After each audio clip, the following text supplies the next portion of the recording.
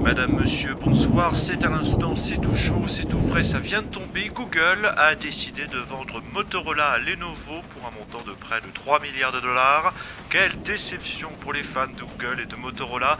La marque de téléphonie américaine risque bien de passer sous pavillon chinois.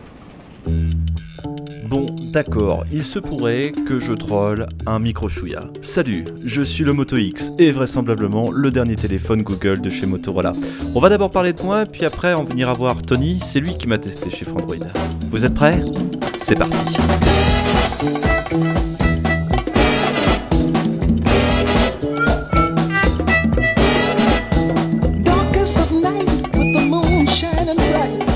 There's a set going strong, a lot of things going on.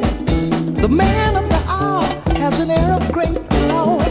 The dudes have envied him for so long.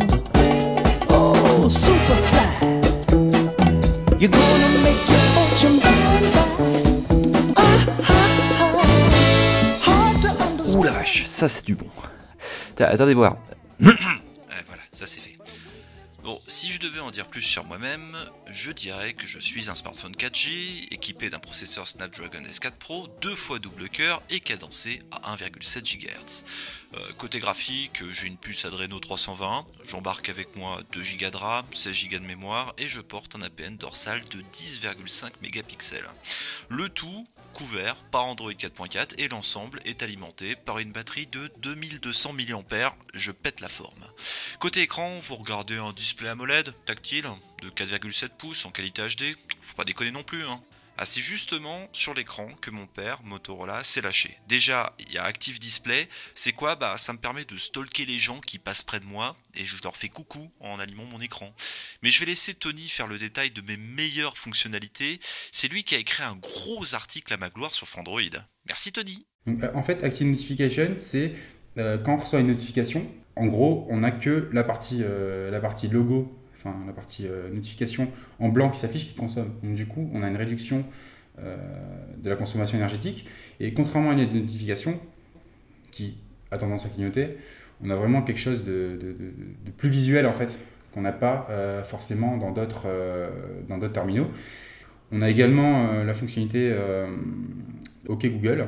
Donc OK Google, en fait, c'est la fonctionnalité, c'est une fonctionnalité vocale tout simplement, qui permet de réveiller le téléphone à n'importe quel moment, qu'il soit éteint ou allumé, qu'on soit dans une application ou en train de jouer, qu'on soit en train d'écouter de la musique. Par contre, cette fonctionnalité elle nécessite une configuration de sa part, enfin de moi-même, pour se synchroniser avec sa voix en fait. Dans les environnements bruyants, c'est un peu plus dur. Il faut que le téléphone il soit assez près de la bouche pour que ça fonctionne. Dans un environnement calme, on peut aller jusqu'à 1,50 m, 2 mètres pour qu'il capte la fonctionnalité en fait, enfin, la fonction, la dite voix en fait. Tout simplement. Ah oui aussi, vous allez voir une dernière fonctionnalité, c'est celle qui permet de me faire vomir à chaque fois que vous ouvrez l'appareil photo. Alors il y a aussi cette fonctionnalité là qui permet de, je sais pas si ça va fonctionner. Voilà, on balance le téléphone de droite à gauche pendant plusieurs secondes et qu'il soit également éteint ou allumé, ça nous emmène directement sur l'appareil photo. Hélas, je trouve un peu dommage qu'il n'ait pas proposé la personnalisation de cette fonctionnalité justement. Quand on balance le téléphone de droite à gauche, par exemple, j'aurais bien aimé vouloir ouvrir YouTube directement ou une autre application ou une autre fonctionnalité par exemple. Enfin, ça c'est pas paramétrable, mais ça pourra l'être peut-être dans une prochaine version, hein, qui sait, on ne sait pas. Bon, dernier détail qui a son importance, là où mon géniteur Motorola s'est un peu craqué, c'est sur mon prix. 430 € annoncé lors de ma présentation presse. Pas donné du tout. Nous, on s'attendait plus à un prix qui se positionne autour des 320 €, quoi. Moins cher qu'un Nexus 5 parce que finalement, on est devant un produit milieu de gamme. Il faut savoir qu'il y a un travail derrière. Il y a Motorola qui a travaillé sur le software. Il y a un énorme travail au niveau du logiciel. Même si on retrouve une expérience Google pure.